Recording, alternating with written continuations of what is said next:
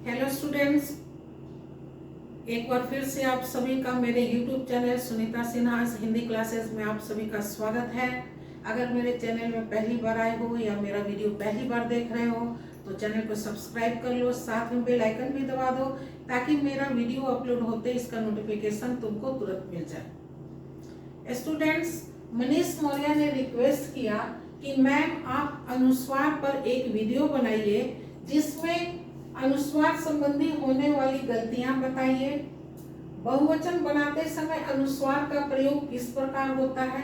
एक वचन से बहुवचन जब हम लोग बनाते हैं तो वहां पर हम लोग अनुस्वार का प्रयोग करते हैं, तो वो बता दीजिए। साथ ही कहाँ अनुस्वार का प्रयोग करना है और कहाँ नहीं करना है ये भी बता दीजिए। तो आज उन्हीं की रिक्वेस्ट पर ये वीडियो बना रहे हैं। तो पहला सवाल जो उनका है कि अनुस्वार संबंधी होने वाली गलतियां बताइए। पहले से शुरू करते हैं। तो पहला है कि अनुस्वार कब लगता है? जब स्वर रहित पंचमाक्षर अपने ही वर्ग के पहले आता है तब वो परिवर्तित हो जाता है अनुस्वार में। स्वर रहित पंचमाक्षर क्या? पंचमाक्षर कौन कौन है? ये अंग है, इया है, वर्गी न, न और म, ये पंचमाक्षर है। तो जब स्वर रहित यानी जब ये अपने मूल रूप में होगा, इसके साथ कोई भी स्वर लगा नहीं होगा, तो जब ये स्वर रहित पंचमाक्षर दो बार आए या उसको द्वित व्यंजन भी कहते हैं। द्वित व्यंजन में क्या होता है? एक स्वर रहित और दूसरा स्वर सहित वर्ण आए। एक ही वर्ण जब दो बार आए, एक स्वर रहित और एक स्वर सहित होकर, तब उसको द्वित व्यंजन कहते हैं। या फिर कहें कि जब स्वर रहित पंचमाक्षर दो बार आए तो वहां पर पंचमाक्षर अनुस्वार में परिवर्तित नहीं होता है। जैसे पहला है, मान लो जैसे पहला ले ले अन्न। अब ये स्वर रहित है पंचमाक्षर और ये स्वर सहित है पंचमाक्षर, या फिर इसको द्वित वर्ण भी, द्वित व्यंजन भी कहते हैं। द्वित यानी द्वि यानी दो। तो जब एक ही वर्ण दो बार आ जाए तो उसको द्वित वर्ण या द्वित व्यंजन भी कह सकते हैं। तो जब द्वित व्यंजन हो या फिर एक स्वर रहित पंचमाक्षर एक स्वर सहित पंचमाक्षर के साथ आए तब ये पंचमाक्षर जो है अनुस्वार में परिवर्तित नहीं होगा। अगर जैसे अब मान लो अगर इसको हम इस तरह से लिख दें, अनुस्वार में ये स्वर रहित पंचमाक्षर है, यही स्वर रहित पंचमाक्षर अनुस्वार में परिवर्तित हो जाता है। तो अब यहाँ जो है जब ये दो बार आता है, स्वर सहित वर्ण के साथ भी आ जाए, एक साथ दो जब बार आ जाए तब ये अनुस्वार में परिवर्तित नहीं होगा। अगर इसको हम इस तरह से लिख दें अन्न, कि ये पंचमाक्षर है, ये स्वर रहित पंचमाक्षर, इसको अनुस्वार में परिवर्तित कर दें तो ये गलत हो जाएगा। ऐसे शब्द नहीं बनता है, ऐसे नहीं लिखाता है। तो जब स्वर रहित पंचमाक्षर स्वर सहित पंचमाक्षर के साथ आ जाए या फिर कहें द्वित व्यंजन हो, द्वित व्यंजन वर्ण आ जाए, तब वहां पंचमाक्षर जो है स्वर रहित पंचमाक्षर अनुस्वार में परिवर्तित नहीं होता है। जैसे सम्मान। अब यहाँ भी देखो ये स्वर रहित पंचमाक्षर है, उसके बाद स्वर सहित पंचमाक्षर है, दो बार आ रहा है पंचमाक्षर। तो ऐसी स्थिति में इसको हम इस प्रकार से नहीं लिख सकते हैं। सम्मान ये गलत हो जाएगा, ये सही है। ऐसी स्थिति में नहीं लगता है। जैसे भाषा है कन्नड़, यहाँ भी स्वर रहित है, ये स्वर सहित है, पंचमाक्षर दो बार आ रहा है, तो इस पंचमाक्षर को हम अनुस्वार में परिवर्तित नहीं करेंगे, इसको ऐसे नहीं लिखेंगे कन्नड़, ये गलत हो जाएगा, ये सही है।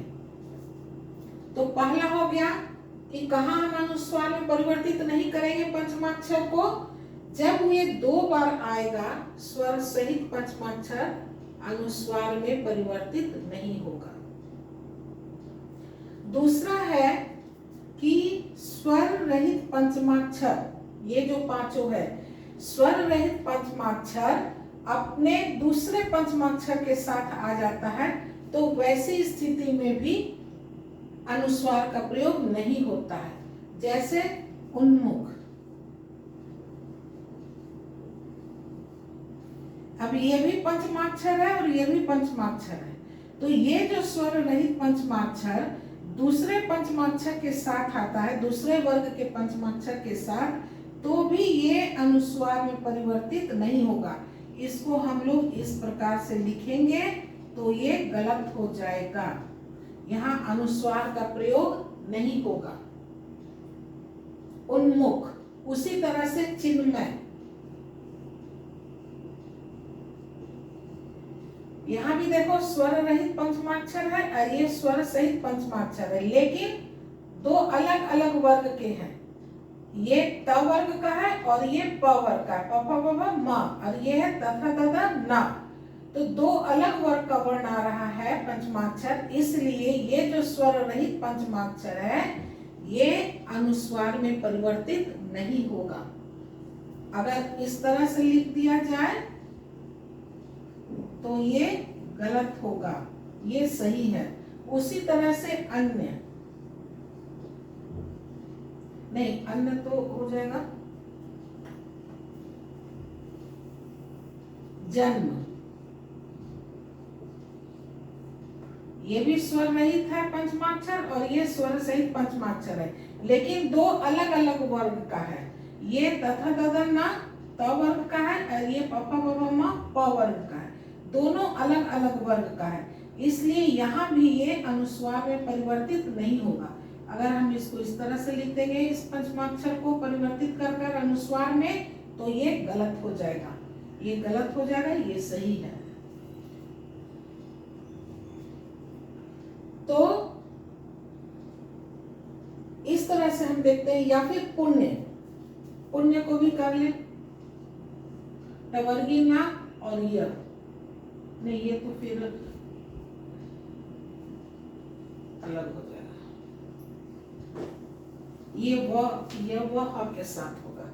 ठीक है, समझ गए।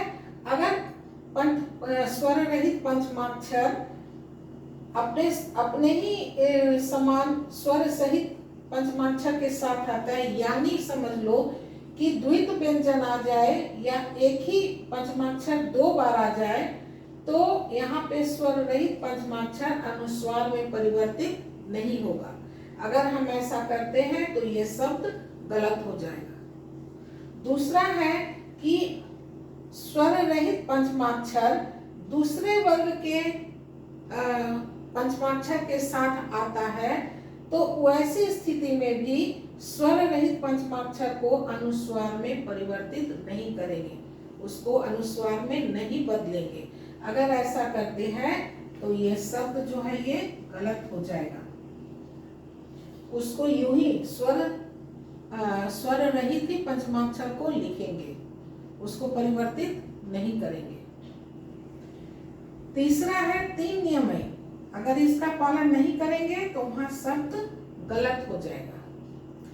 जब स्वर रहित पंचमाक्षर य,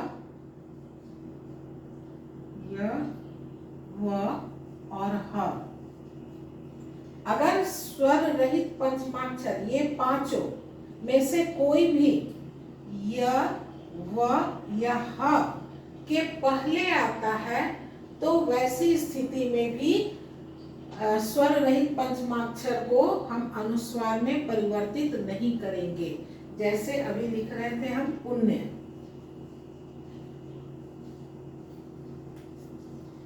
पुण्य जो है, अब यहाँ देखो टवर्गी ना है, ये स्वर रहित है, स्वर रहित यानी आधा ही है, और उसके साथ क्या आया है ये आ गया। तो ये जो है स्वर रहित पंचमाक्षर, इसको भी हम अनुस्वार में परिवर्तित नहीं करेंगे। इसको इस तरह से पुण्य, इसको ऐसे नहीं लिखेंगे। अगर हम ऐसे लिखते हैं तो ये गलत हो जाता है। ये भी स्वर रहित एज इट इज लिखाएगा, ये अनुस्वार में परिवर्तित नहीं होता है। या फिर समन्वय।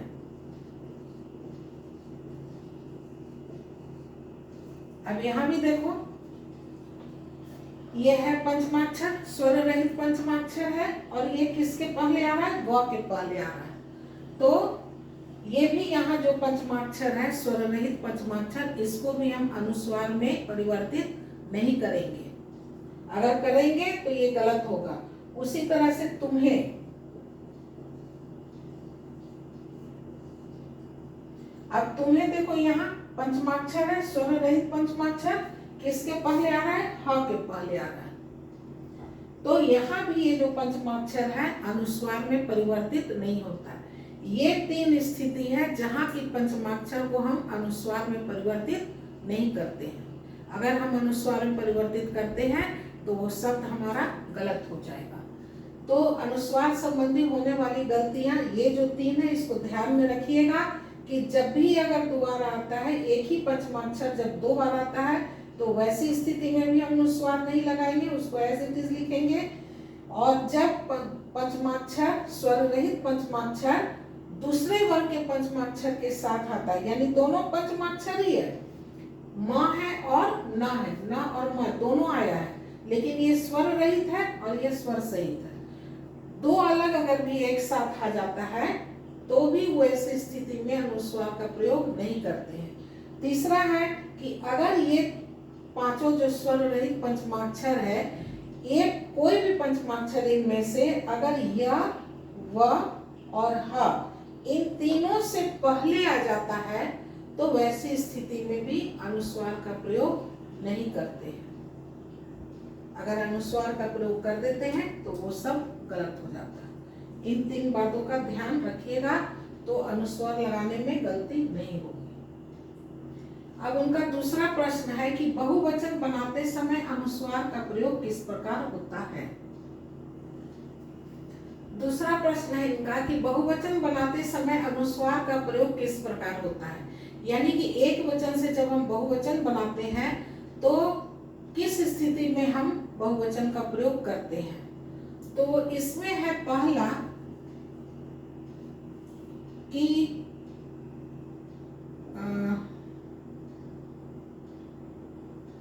एक वचन पुल्लिंग को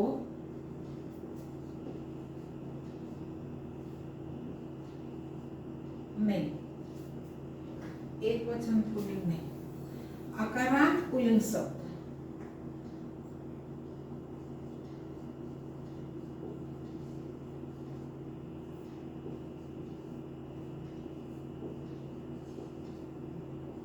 आकारांत पुल्लिंग शब्द। जान लिया आकारांत पुल्लिंग शब्द किससे कहते हैं? आकार, आकारांत यानी कि वैसा शब्द जिसके अंत में अ की मात्रा लगा हो। तो हम जानते हैं कि व्यंजन में जब अ की मात्रा लगता है तो अ उसी रूप और उसका आकार ले लेता है। जैसे क में अगर हम अ स्वर जोड़ते हैं तो ये जो अ है ये इसी का रूप और आकार ले लेता है और उसी तरह ये लिखा जाता है। तो हमको प्रत्यक्ष रूप से नहीं दिखता है, जबकि अगर हर्षिकार लगा दे तो ये प्रत्यक्ष रूप से दिख रहा है, बड़ी की लगा दे तो दिखता है, या हर्षुकार लगाए, इस तरह से अ को छोड़कर कोई भी मात्रा लगाते हैं तो हम इसको प्रत्यक्ष रूप से देख सकते हैं कि कौन सी मात्रा लगा है। लेकिन जब हम अ स्वर लगाते हैं व्यंजन के किसी भी वर्ण में तो वो उसी का रूप आकार लेके इस प्रकार बन जाता है, उसी प्रकार दिखता है। तो अकारांत यानी वैसा पुल्लिंग शब्द जिसके अंत में अ मात्रा लगा हुआ हो उसको कहेंगे अकारांत। अंत है ना, कैसा आकार वाला अंत होना चाहिए? अ आकार वाला।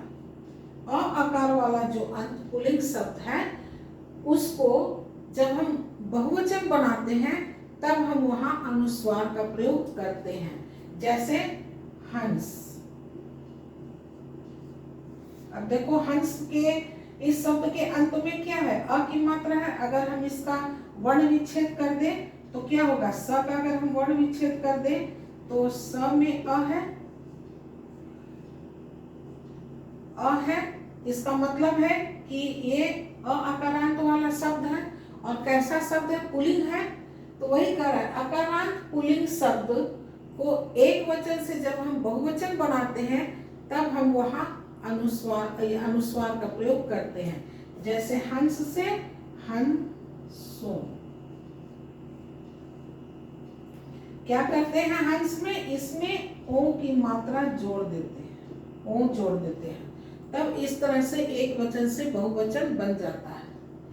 अकारांत पुल्लिंग शब्द यानी वैसा पुल्लिंग शब्द जिसके कि अंत में अ की मात्रा हो। अगर हम स का वर्ण विच्छेद कर कर देखें तो देखते हैं कि इसके अंत में अ की मात्रा लगा हुआ है।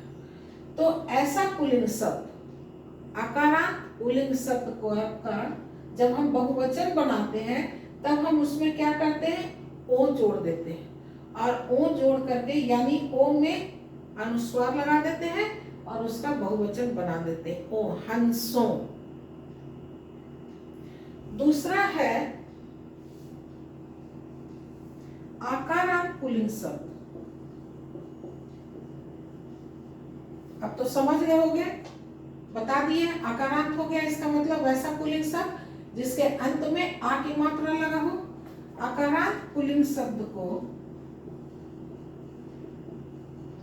जब हम लोग एक वचन से बहुवचन बनाते हैं तब भी हम लोग वहां अनुस्वार का प्रयोग करते हैं। जैसे लड़का। अब देखो, लड़का एक वचन है, इसका दो तरह से बहुवचन बनता है, लड़के और लड़कों। लड़कों। अब के में अनुस्वार का प्रयोग नहीं होता है। जब एक ही मात्रा लगाते हैं तब वहां अनुस्वार का प्रयोग नहीं होता है, और जब ओ लगाएंगे ओ तब वहां अनुस्वार का प्रयोग होगा। जैसे लड़का से लड़के लड़कों, लेकिन यहाँ अनुस्वार का प्रयोग नहीं होगा। जब ओ लिखेंगे तब वहां अनुस्वार का प्रयोग होगा। उसी प्रकार से राजा। राजा का क्या होगा? राजा का राजे नहीं बनता, राजा का बन जाएगा राजाओं। क्या हो गया? ओ जुड़ गया और बहुवचन बन गया। जैसे इसमें भी ओ जुड़ गया और बहुवचन बन गया, यहाँ ओ जोड़ दिए और बहुवचन बना दिए। ओ में अनुस्वार लगा दिए और ये बहुवचन बन गया, राजाओं। तीसरा है आकारांत स्त्रीलिंग शब्द। ये था आकारांत पुल्लिंग शब्द, अब है आकारांत स्त्रीलिंग शब्द।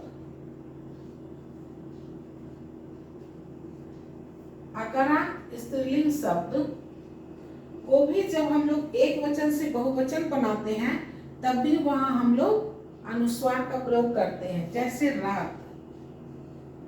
अब रात भी देखो लड़के की तरफ बनेगा, रात नहीं, रात से रातें नहीं, लड़के की तरह नहीं होगा। रात से रातें करेंगे, एक ही मात्रा लगाएंगे, उसमें अनुस्वार लग जाएगा।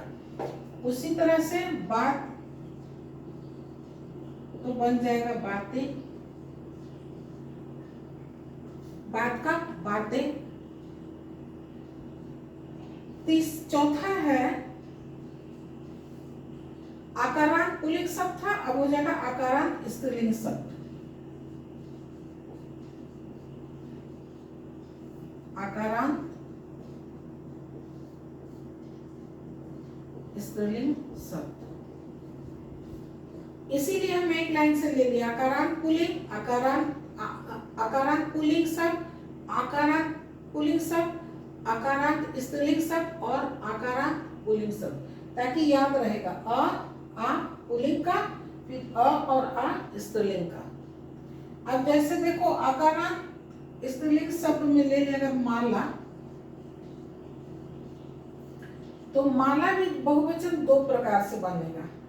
पहला हो जाएगा मालाएं, मालाएं लगा देंगे, इस प्रकार से बहुवचन बनता है। और फिर या लिखेंगे ला और उसमें ओ जोड़ देंगे, ये जोड़ कर हम बहुवचन बना देते हैं। उसके बाद है ये छोटी ई जो है हर्षई ई और दीर्घई ई, पुल्लिंग शब्द में भी और स्त्रीलिंग शब्द में भी। इसको इरेज कर देते हैं, फिर लिखकर बताते हैं। ये हो गया अकारांत पुल्लिंग शब्द अ आ, फिर हो गया स्त्रीलिंग का अ आ। अब दोनों का, छोटी ई की मात्रा और बड़ी ई की मात्रा दोनों का कैसे बनता है, ओ जोड़ कर बनता है, वो भी बता देते हैं इरेज कर। पांचवा है स्त्रीलिंग और पुल्लिंग, पुल्लिंग और स्त्रीलिंग।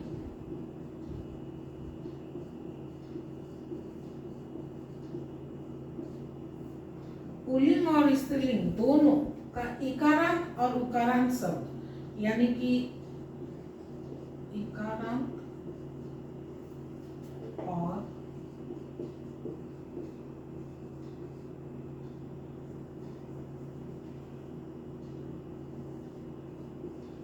इकारांत। अब ये चार जो हम बताए थे, आकारांत पुल्लिंग शब्द, आकारांत पुल्लिंग शब्द, आकारांत स्त्रीलिंग शब्द और आकारांत स्त्रीलिंग शब्द, दोनों का स्त्रीलिंग और पुल्लिंग का अलग अलग था। लेकिन अब पुल्लिंग और स्त्रीलिंग दोनों का जब इकारांत और ईकारांत शब्द होगा तो उसको भी हम लोग बहुवचन बनाते समय वहां हम लोग अनुस्वार का प्रयोग करते हैं। जैसे मान लो पुल्लिंग शब्द हो गया कवि। अब ये कैसा शब्द है, इकारांत, ये है इकारांत पुल्लिंग शब्द है, इकारांत पुल्लिंग शब्द हो गया। इसको जब हम लोग बहुवचन बनाएंगे तब क्या लिखेंगे, कवियों। यों जोड़ कर हम लोग बहुवचन बनाते हैं। यो लिखकर उसके बाद उसमें अनुस्वार लगा देंगे और इस प्रकार से बहुवचन का प्रयोग करेंगे।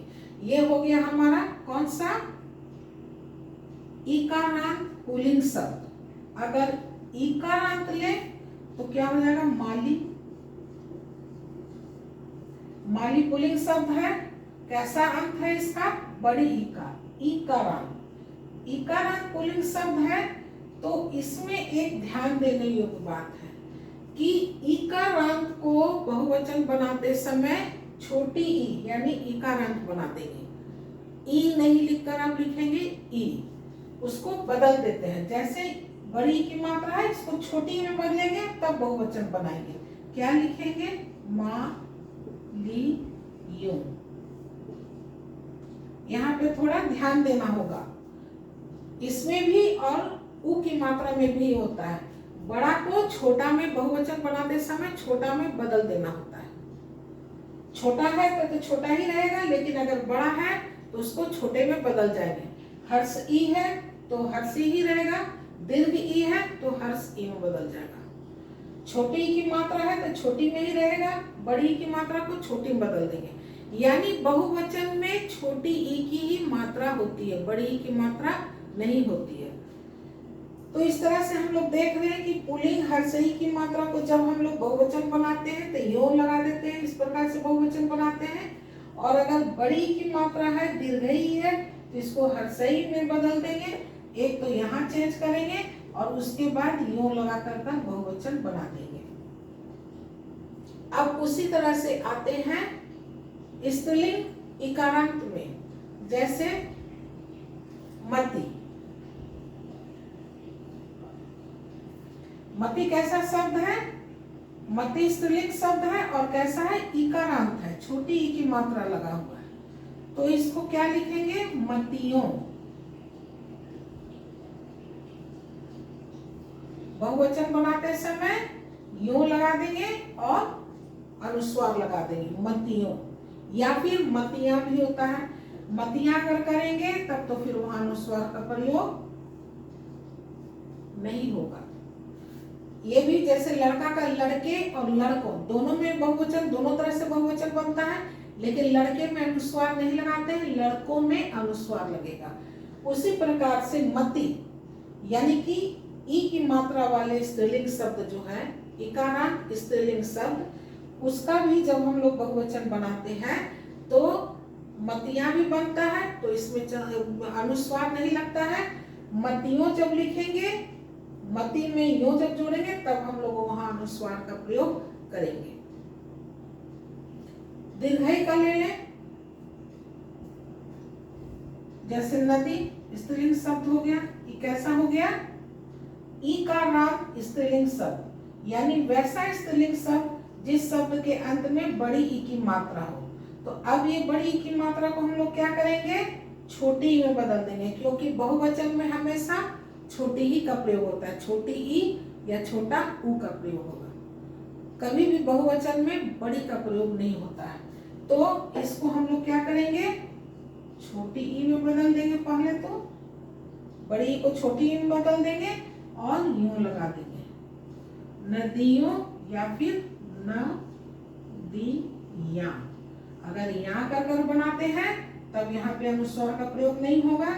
जब हम यो लगाएंगे तब वहां हम लोग अनुस्वार का प्रयोग करेंगे। या तो बहुवचन ओ बनकर बनता है या फिर यो। तो जब ओ और यो का कर बनाएंगे वहां हम लोग अनुस्वार का प्रयोग करेंगे। ए में अनुस्वार का प्रयोग नहीं होता है, वहां चंद्र बिंदु लगेगा। क्यों? शिरो रेखा के ऊपर में चंद्र बिंदु लगता है। जब ऊपर में कोई मात्रा होती है तभी वहां पर्याप्त स्थान नहीं मिलने के कारण वहां हम लोग अनुस्वार का प्रयोग करते हैं। इसलिए जब ए लगाएंगे, कहाँ लिखे? मोतियां, हाँ, यहाँ जब मोतियां किए हैं तो हम लोग चंद्र बिंदु लगाएंगे और जब ऊपर की मात्रा वाला लगाएंगे यो, तब हम लोग वहां अनुस्वार का प्रयोग करेंगे। अभी जब हम इसको बताएंगे अनुस्वार का प्रयोग कहाँ करना और कहाँ नहीं, तो फुल डिटेल में बताएंगे कैसे कैसे होता है। अभी बता दे रहे हैं बहुवचन बनाते समय अनुस्वार का प्रयोग किस प्रकार होता है। तो ये हो गया हमारा पुल्लिंग और स्त्रीलिंग इकारांत और ईकारांत स्त्रीलिंग शब्द। उसी प्रकार से पुल्लिंग और स्त्रीलिंग, पुल्लिंग शब्द और स्त्रीलिंग दोनों जब छोटा ये उकारांत हो यानी छोटा ऊ हर्षऊ हो या फिर और बड़ा ऊ या दीर्घ ऊ,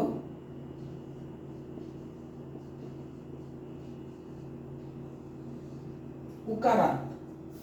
स्त्रीलिंग और पुल्लिंग दोनों शब्द, दोनों में से कोई भी उकारांत हो यानी छोटी ऊ की मात्रा हो या उकारांत हो यानी बड़ा ऊ की मात्रा लगा होगा, तो उसको हम ये भी देखो यहाँ बड़ा ऊ है तो इसको हमको यहाँ छोटा ऊ में बदल देना पड़ेगा, यानी इसमें बदल देना पड़ेगा। जिस प्रकार से ये वही नियम यहाँ भी होगा। जैसे पुल्लिंग शब्द को हम लोग ले लें, साधु, साधु में छोटी है तो बहुवचन में तो छोटा ऊ है तो छोटा ऊ ही लगेगा। सा धु ओ, क्या करेंगे? ओ लिखकर उसमें अनुस्वार लगा देंगे ओ, और ये बन गया बहुवचन। उसी प्रकार से पुल्लिंग बड़ा ऊ की मात्रा में वैसा शब्द जो उकारांत पुल्लिंग शब्द हो, यानी पुल्लिंग शब्द हो और उसका अंत क्या से हो? बड़ा ऊ से हो। जैसे डाकू, कैसा शब्द हो गया? उकारांत पुल्लिंग शब्द, यानी वैसा पुल्लिंग शब्द है जिसका अंत बड़ी ऊ की मात्रा से हो रहा है, खत्म। तो इसको भी क्या करेंगे? जैसे छोटी में बताए थे, बड़ी को छोटी में बदल देंगे, उसी तरह से बड़ा ऊ को भी छोटा ऊ में बदल देंगे। तो क्या करेंगे? आप कैसे इसको डाकू को लिखेंगे?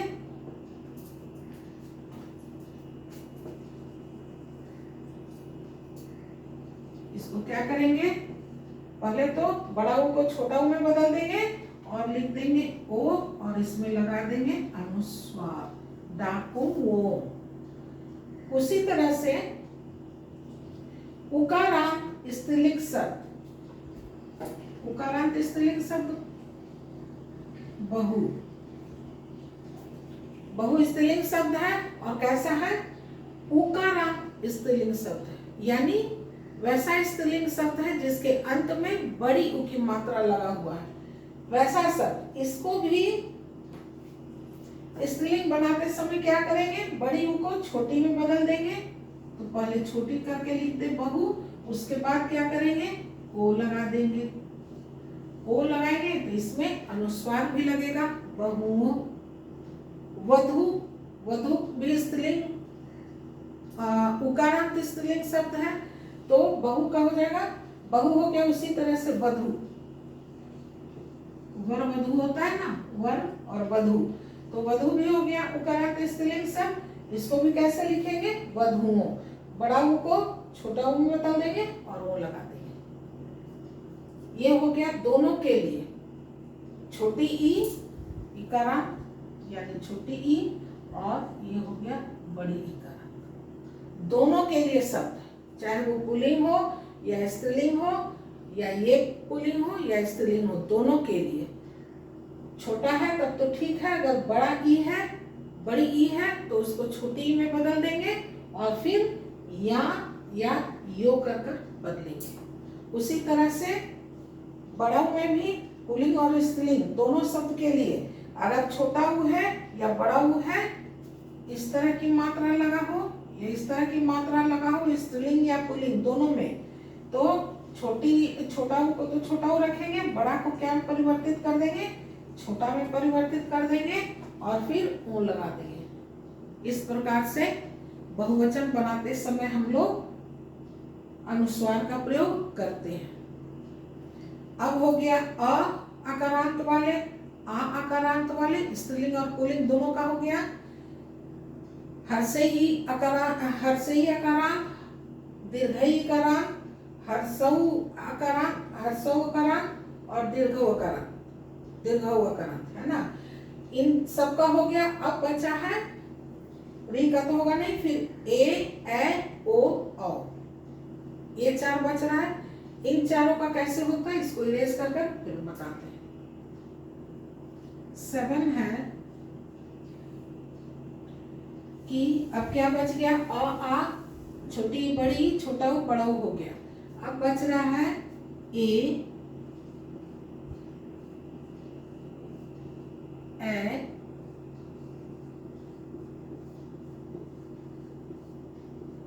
ओ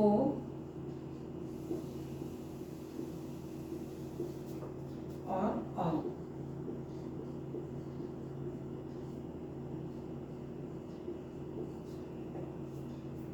स्त्रीलिंग या पुल्लिंग शब्द में अगर ए से अंत हो, ए से अंत हो, ओ से अंत हो या औ से अंत हो, इन चारों मात्राओं से अगर अंत हो पुल्लिंग या स्त्रीलिंग शब्द, तो उसमें क्या करते हैं, ओ जोड़ देते हैं। कोई परिवर्तन नहीं होगा, सिर्फ उसके साथ ओ लगा के उसमें अनुस्वार लगा देते हैं, बहुवचन बन जाता है। जैसे दुबे,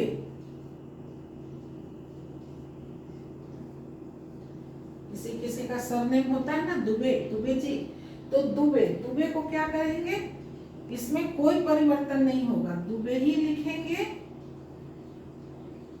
आप कहोगे कि मैम वहां तो आप बोले थे कि बड़ा ऊ रहेगा तो उसको छोटी ऊ बदल देंगे, लेकिन यहाँ ये परिवर्तन नहीं होगा, इसके साथ इसके आगे एक और वर्ण है, इसलिए अब ये यहाँ परिवर्तन नहीं होगा। वहां परिवर्तन कैसे हो रहा था, वो अंत ही हो रहा था। जैसे नदी है ना, बड़ी इकारांत है, ये इकारांत वाले स्त्रीलिंग शब्द हो गया, यानी उसका अंत उससे हो रहा था, तब ये नदी बन गया था। बड़ा को छोटा बदल दिए और नदियां या नदियों, इस तरह से बहुवचन बनाए थे। या यहाँ लगा के या फिर यूं लगा कर करेंगे। यहाँ में चंद्र बिंदु लगेगा और यूं जब होगा तो वहां अनुस्वार लगेगा। क्यों? क्योंकि जब भी शिरोरेखा के ऊपर में कोई मात्रा होता है तब वहां चंद्र बिंदु नहीं लगता है, अनुस्वार ही लगता है। इसलिए जब यो लिखेंगे तब अनुस्वार लगेगा। तो यहाँ हम देख रहे हैं कि बड़ा ऊ की मात्रा अंत में नहीं है, ये पहले है, इसलिए यहाँ चेंज नहीं होगा। दुबे का क्या बन जाएगा, यो होता है सर, ओ नहीं होगा, यो, दुबियों, यो करके उसमें अनुस्वार, सॉरी, दुबियों, दुबियों, ओ ही लगेगा।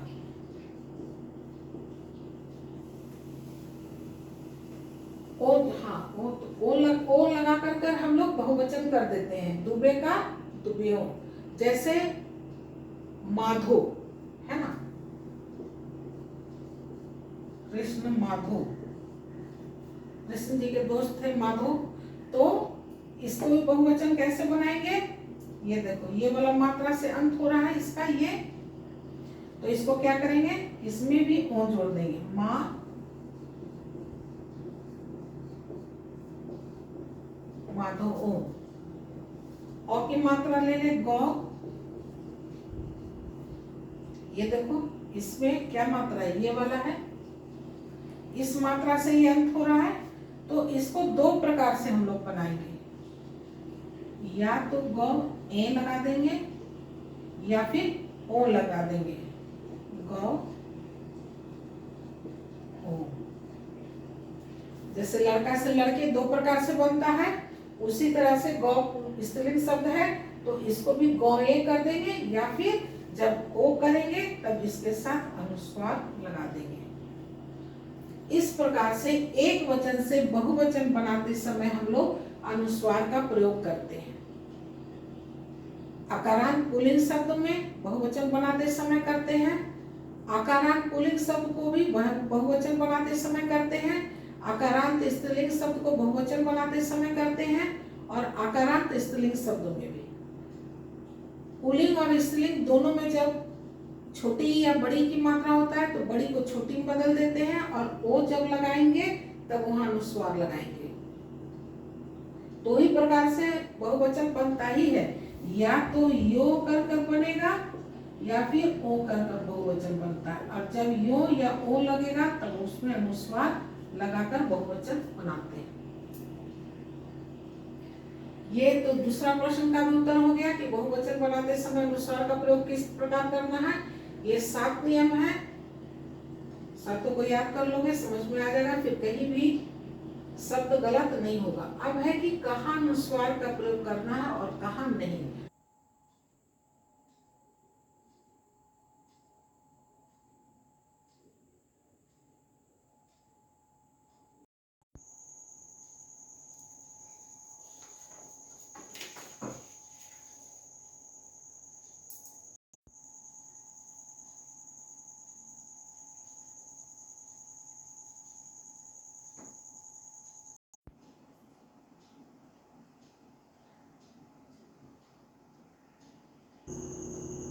तीसरा सवाल था कि अनुस्वार का प्रयोग कहाँ करना है और कहाँ नहीं।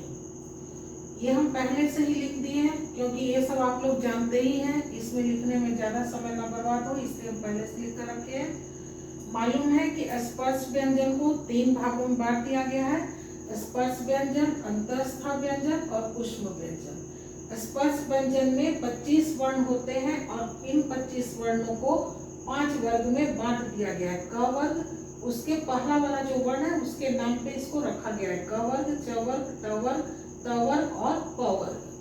तो स्पर्श व्यंजन को हॉरिजॉन्टली जब वर्ग में बांटा गया है तो क वर्ग, च वर्ग, ट वर्ग, त वर्ग और प वर्ग, और लॉन्गिट्यूडनल जब किया गया है तो प्रथम वर्ण, द्वितीय वर्ण, तृतीय वर्ण, चतुर्थ वर्ण और पंचम वर्ण। यानी कि हर वर्ग का ये प्रथम वर्ण है, हर वर्ग का द्वितीय, हर वर्ग का तृतीय, हर वर्ग का चतुर्थ और हर वर्ग का ये पंचम वर्ण है।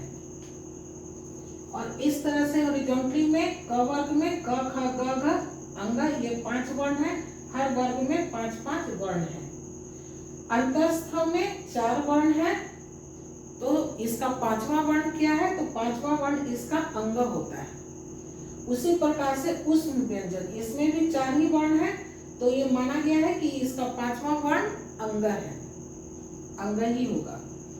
ये हो गया। अब चूंकि ये स्पर्श व्यंजन 5 वर्गों में बांट दिया गया है, इसलिए इसे वर्गीय और इसे अवर्गीय व्यंजन कहते हैं। अवर्गीय अर्थात इसका मीनिंग होता है कि नहीं, यानी ये वर्ग में नहीं बटा हुआ है, इसलिए इसको अवर्गीय कहते हैं और इसको वर्गीय कहते हैं। इतना हो गया। मूल रूप कहने का मतलब है कि यहाँ जितने सारे व्यंजन लिखा हुआ है ये अपने मूल रूप में है, अर्थात ये स्वर रहित है, इनके साथ स्वर नहीं है, और जो वर्ण स्वर रहित होता है वो वर्ण आधा कहलाता है। जैसे क में ये जो क है, ये क में हलंत लगा हुआ है, इसको हलंत कहते हैं। जब मूल रूप में यानी कि स्वर रहित वर्ण में जब स्वर की मात्रा जुट जाती है तब वो उसी का रूप और आकार ले लेता है और तब इसको हम अक्षर भी कहते हैं। इसलिए छोटे बच्चों को कहा जाता है, बताया जाता है कि 2 अक्षर का शब्द बनाइए, 3 अक्षर से शब्द बनाइए या लिखिए। तो जब स्वर रहित व्यंजन वर्ण में अ जुड़ जाता है तो वो उसी का रूप और आकार ले लेता है, इसलिए इसमें दिखाई नहीं देता है कि इसमें वर्ण जुड़ा हुआ है, लेकिन अ वर्ण जुड़ा हुआ रहता है।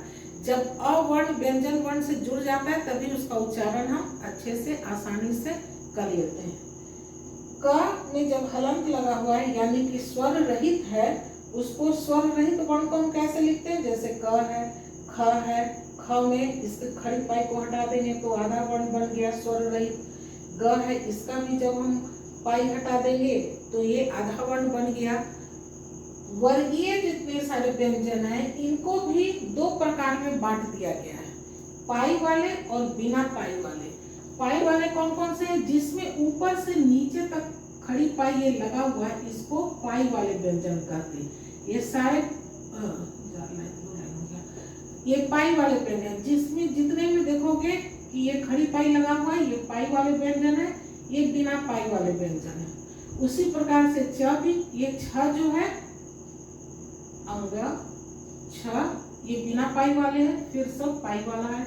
यहाँ भी बिना पाई है, बिना पाई है, बिना पाई वाले, ये भी बिना पाई वाले हैं, फिर इसमें पाई है, पाई वाले। ये जो है ये भी बिना पाई वाले ही माना जाता है। क्यों? क्योंकि ये ऊपर से नीचे तक पूरा एक पाई नहीं बना हुआ है। हालांकि यहाँ से ये नीचे पाई बना हुआ है और तब इसमें र का रेफ पदेन लग जाता है, तो इसका जो र का रूप है यहाँ लग जाता है, इसलिए इसको बिना पाई वाले ही मानते हैं। इसमें पाई है, इसमें पाई है, पाई वाले, पाई वाले, पाई वाले, पाई वाले, ये इसमें भी पाई है। ये र जो है ये बिना पाई वाले है, इसमें पाई है, पाई है, पाई है, पाई, ये भी बिना पाई वाले व्यंजन। यानी कि 9 जो है इन 33 वर्णों में 9, 1, 2, 3, 4, 5, 6, 7, 8 और ये 9 अंग 9 जो है बिना पाई वाले व्यंजन है। इतना टोटल हो गया। अब जाने की अनुस्वार का प्रयोग कहाँ करना है, कब हम लोग अनुस्वार का प्रयोग करते हैं।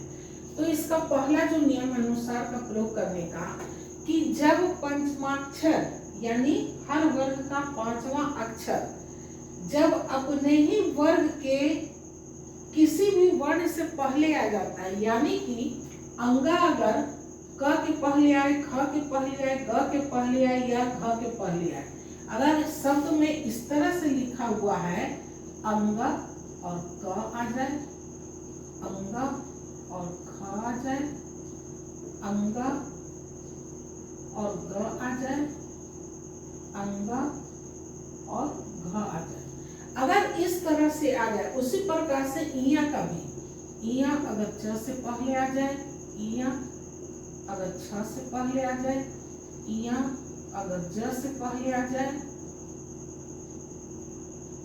और इया अगर ज छ ज झ से पहले आ जाए। पंचम वर्ण अगर अपने ही वर्ग के किसी भी वर्ण से पहले आ जाए, तब जो है ये पंचमाक्षर अनुस्वार में बदल जाता है, परिवर्तित हो जाता है। जैसे मान लो गंगा, बड़ा कॉमन है ये एग्जाम्पल, गंगा। अब गंगा, ग अंग गा, क्या लिखते हैं? ग अंग गा। अब ये अंगा अपने ही वर्ग के पहले आया हुआ है, देखो अपने ही वर्ग के पहले आया है, तब ये अंगा क्या हो जाएगा? अनुस्वार में बदल जाएगा। तब हम क्या लिखेंगे? ग अंग गा। अब मान लो डंडा ले लो या ठंड ले लो, डंडा या ठंड कुछ भी, इसमें क्या है?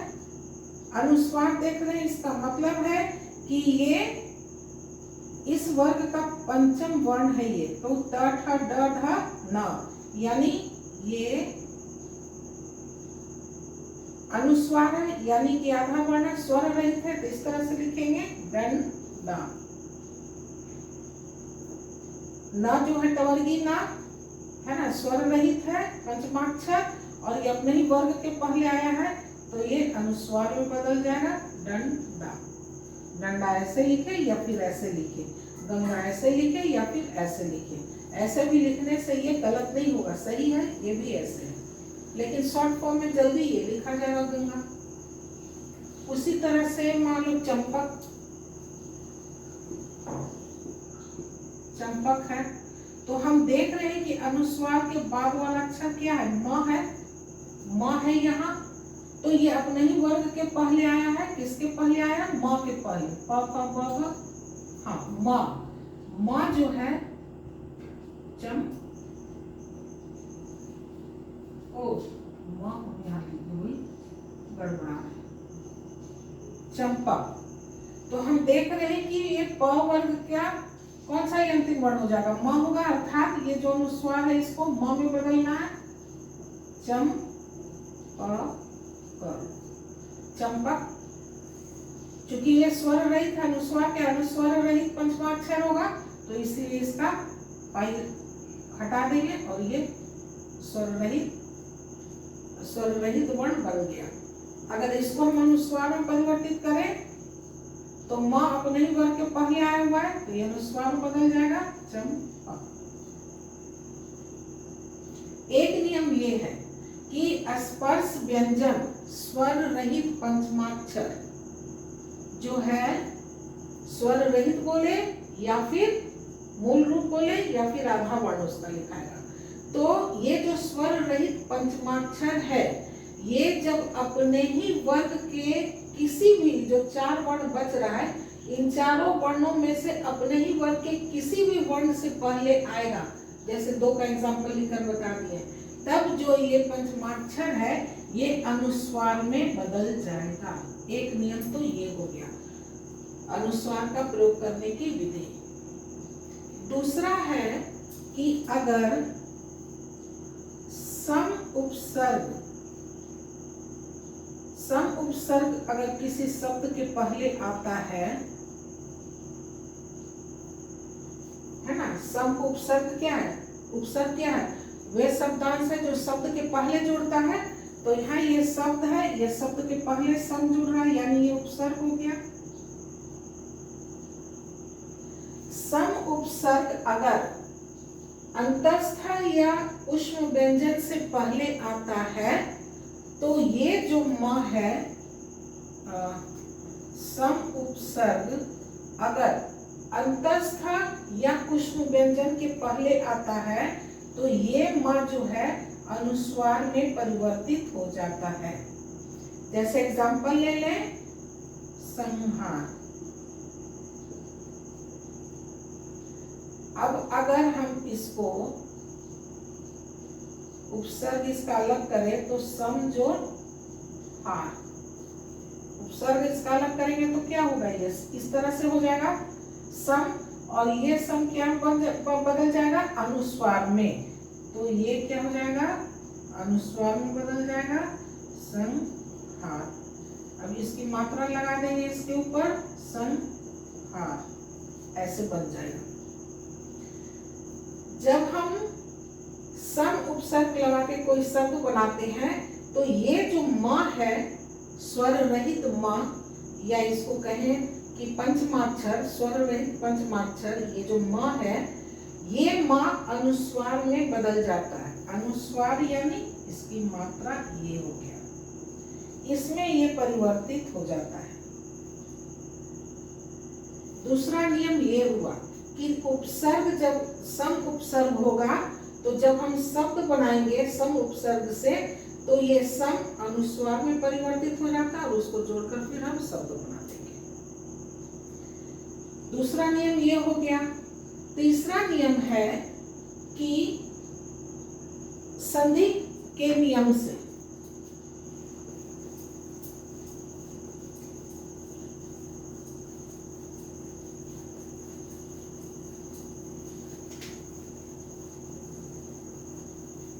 तीसरा नियम है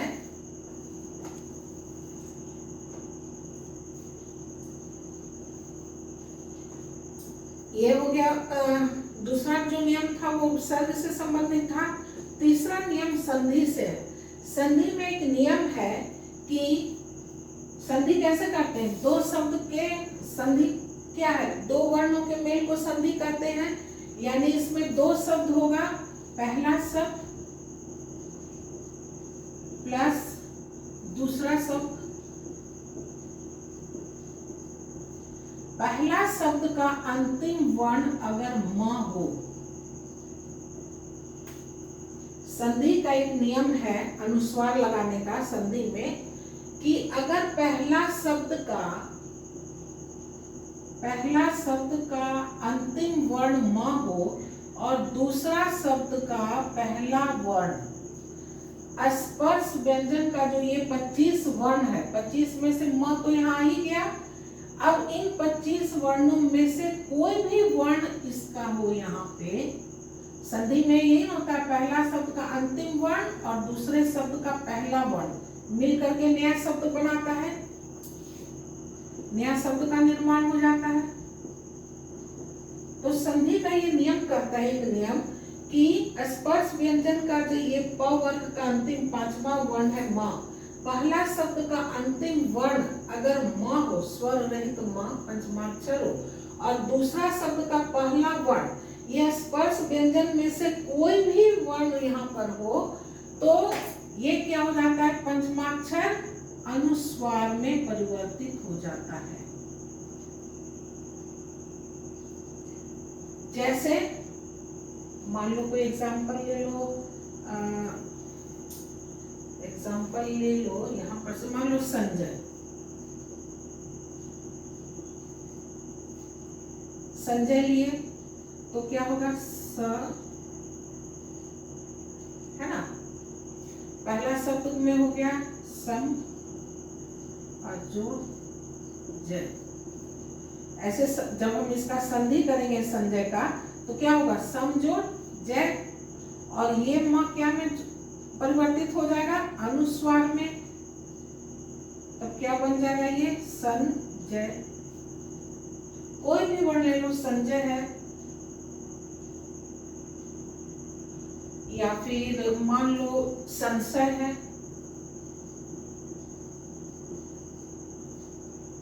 इसका भी संधि विच्छेद करेंगे तो सम जोड़ शय, म क्या में परिवर्तित हो जाएगा, अनुस्वार में, तो संशय। यानी घूम फिर के फिर वही बात आ जाता है, सम उपसर्ग या फिर संधि करेंगे। या फिर मोटा मोटी अगर तुम देखोगे तो कोई भी अगर शब्द मिल जाए अनुस्वार में, अनुस्वार वाला, तो क्या करना कि जिस वर्ण के ऊपर में अगर अनुस्वार लगा है तो उसका संधि विच्छेद कर देना, सम कर कर, कोई भी हो जाए, इसमें से भी कोई आ जाए, और उसके बाद वो लिख देना शब्द, बाकी वाला जो है उसको लिख देना, और इसको अनुस्वार में फिर बदल देना। ऐसे भी हम देखते हैं कि अगर य भी आ जाता है, श आता है, तो इसका भी पंचमाक्षर क्या है, अंग है, अनुस्वार, तो ये भी बदल जाएगा। इसका पंचमाक्षर क्या है, अनुस्वार है, अनुस्वार में बदल जाएगा। तो सीधा सीधे शब्द को देख लोगे कि कोई भी अगर शब्द है ना, उसमें अगर अनुस्वार लगा हुआ है तो जान लेना कि ये अनुस्वार पंचमाक्षर में बदल जाएगा। अगर उसको बदलने के लिए कहा जाएगा, ऑप्शन में अगर दिया हुआ विकल्प में टिक लगाने के लिए, तो देख लोगे कि समझोड़ से इस तरह से होगा। या इसका भी कोई वर्ण ले लो, जैसे मान लो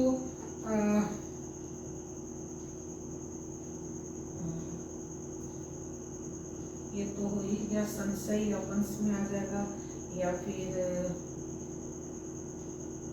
संयम हो गया, संजय हो गया, संयम नहीं है ना, संयम। इसका भी संधि विच्छेद कर देंगे तो सम, अनुस्वार जहां देखेंगे बस उसको म लगा देंगे और फिर यम। अब ये क्या हो गया, म अनुस्वार बदल जाएगा, पंचमाक्षर बदल जाएगा, तो यह का पंचमाक्षर क्या है, अनुस्वार। तो यहाँ अनुस्वार लग गया और य और म संयम हो गया। दंत, मान लो अगर दंत है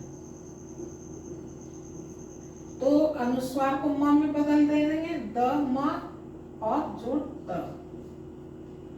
अब द है, त का पंचमाक्षर है ये, तथा ददा नहीं दंत, हाँ ये म है, म क्या होगा इसके पंचमाक्षर में बदल जाएगा, म पंचमाक्षर में बदलेगा, पंचमाक्षर इसका क्या है तथा ददा न, तो ये न हो गया, न आधा और त, ये न क्या हो जाएगा अनुस्वार में बदल जाएगा, चूंकि अपने ही वर्ग के पहले आया है तो दंत। इसका पंचमाक्षर अनुस्वार है इसलिए अनुस्वार में बदल गया, म अनुस्वार में बदल जाएगा क्योंकि इसका है। अगर ऐसे भी हम तोड़ेंगे सम जोड़ स तो एक म है, स का पंचमाक्षर क्या है अंग है, अंग में बदल गया संशय। दंत है, दंत को भी दम दम करके अब त कर दिए, अनुस्वार को म में ले लेंगे, संधि करेंगे, तोड़ देंगे, पहला शब्द ये बना लेंगे, दूसरा शब्द ये हो गया। ये म जो है ये क्या हो जाएगा पंचमाक्षर में बदल जाएगा, इसका पंचमाक्षर क्या है तथा दादा न बन गया, ये न अपने ही वर्ग के पहले आया है तो ये अनुस्वार में बदल जाएगा।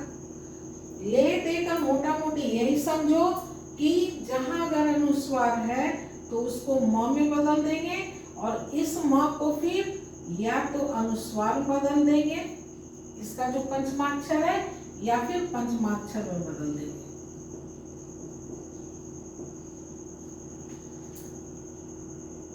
किसी भी शब्द के ऊपर में संजय लगा, सॉरी संजय नहीं, किसी भी शब्द के ऊपर किसी वर्ण के ऊपर में अगर अनुस्वार लगा हुआ है तो ये जो अनुस्वार है इसको म में बदल देंगे, स्वर रहित म में बदल देंगे।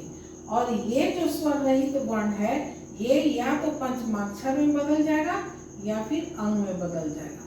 पंचमाक्षर इन सब का पंचमाक्षर है, इसका पंचमाक्षर ये है, तो या तो फिर ये अंग में बदल जाएगा, इसका पंचमाक्षर अंग है इसलिए अंग में बदल जाएगा। अगर ये आता है इस तरह से तो यह है, यहाँ श है, यह है, उष्म ये हो गया अंतस्थ व्यंजन का यह और उष्म व्यंजन का यह स है, तो इसका पंचमाक्षर अंग है तो अंग में बदल जाएगा।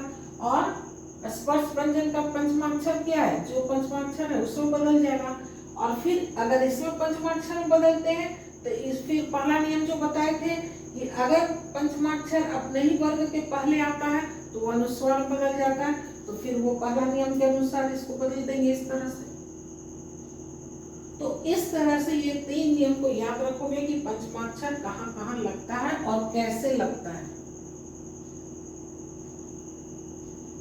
और अगर पंचमाक्षर जैसे पहले बता दिए थे कहाँ नहीं लगेगा, अगर स्वर रहित पंचमाक्षर दोबारा आ जाए पंचमाक्षर तो यहाँ पे ये अनुस्वार में परिवर्तित नहीं होगा।